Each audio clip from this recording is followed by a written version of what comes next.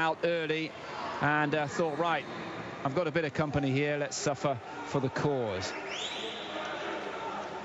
The next heat is the one at first of the only two seeded heats in the 800 freestyle.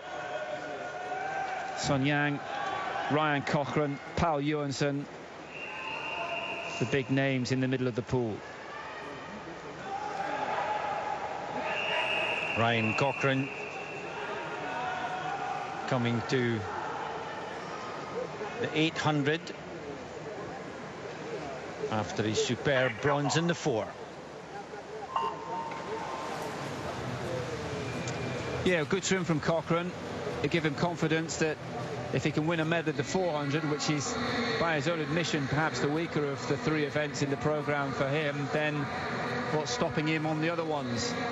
While Sun Yang in 5, keep your eye on the way he constructs his races, the stroke frequency that he brings to his races, and the efficiency that he has in doing all of those things. Sanchez in 0, Vogel from Germany in 1, Joly of France next door to Paul Johansson. European silver in 2014 for the man from the Faroes. Cochran, of course, Commonwealth champion, Olympic silver in the 15. Sun Yang, the winner of the 400 and defending champion on the 8. Peter Bernek of Hungary, 5th in the 400, so did well there again as a distance man. Mika in the European final. Lovely underwater shot of Sun Yang. Look at how he reaches. I won't forget a chance to see that again.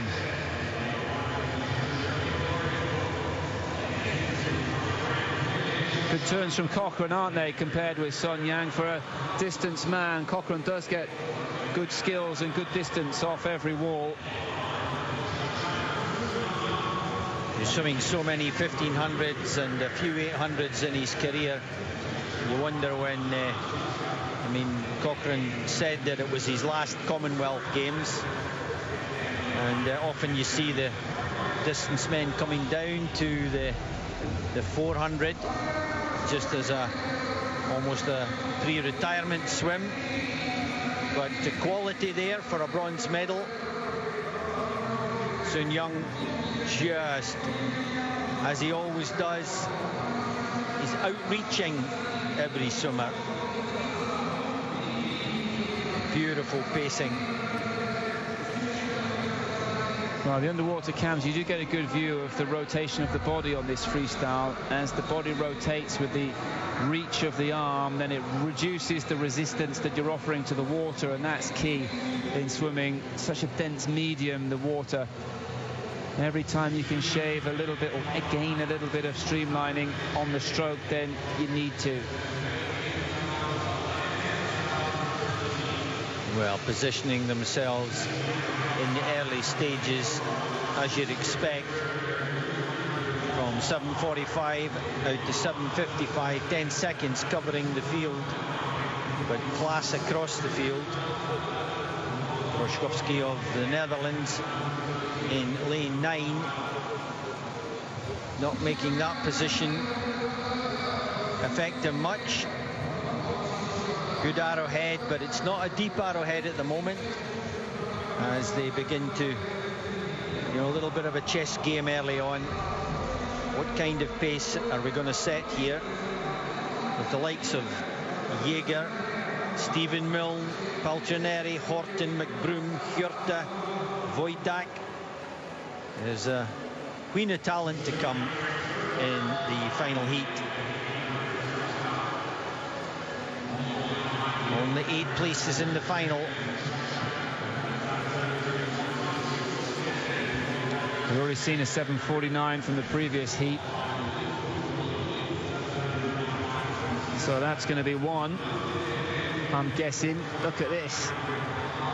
6, 7 swimmers in a line here.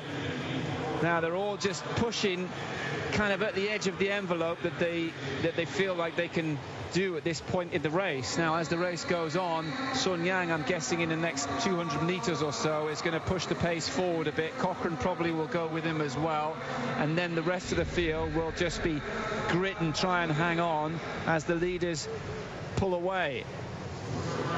Yeah, it's always difficult to know just what kind of effort you need to make when you're going heats to finals.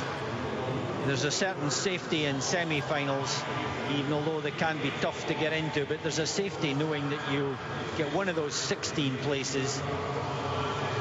But Cochrane and Sun Yung not getting their own way. It's lane 2, Damien Joly of France just makes a little bit of an effort going into the wall. Now you see, here is where they're making their decisions now. People are just beginning to up the tempo very slightly, asking questions of the others, saying, well, I'm going to have to go now because I can't be involved in a 6-way fight on the final 100 meters. Now you're going to see the field scatter a little bit. Val Johnson in 3, just starting to drift off the pace. He's never been the strongest of sprinters at the end. And making a bid, it's the Frenchman, Joly. Cochrane covering. You'll see him on his right as he breezes to that side. Sun Yung just getting ready to do one of those little showboat finishes. Going through the 600, 3/4. Now they want to build this 200. It's great pacing here in the penultimate heat, holding 29s quite easily in the last 100. The 50 pacing, ever so important. Joly on 29 mid. Sun Yang just put in a very low 29 there, just to move him up. It's almost as if he's using Cochrane as a pacemaker. He knows exactly how Cochrane's going to swim this, and you're right, just sit on the shoulder of Cochrane. Well, I did think a couple of 100 meters ago that Sun Yang might be the one that would edge away from the field, but he didn't really do that. That changed his mind. But now you can see that in the last 150 meters, 200 meters, that these top 3 have upped the pace, and the rest of the field, while they were sitting comfortably through the first 400, can't live with this kind of pacing. 29 low is a good swim from Damien Joly. Entered on 7:51.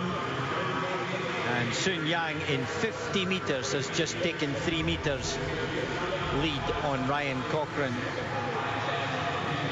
A measure of the talent of the man and his current conditioning is Cochrane and Joly might come under pressure from a very fast finishing Marc Sanchez of Spain in lane 0. Where's he been all the swim? Sun Yung easily leading them home in the penultimate heat. 7:47, perfectly pitched. Cochrane and Joly in the battle, and Cochrane gets the better of that finish. 7:50s. Fast finishing Spaniard, 7:51. All under the entry times, apart from obviously the top boys.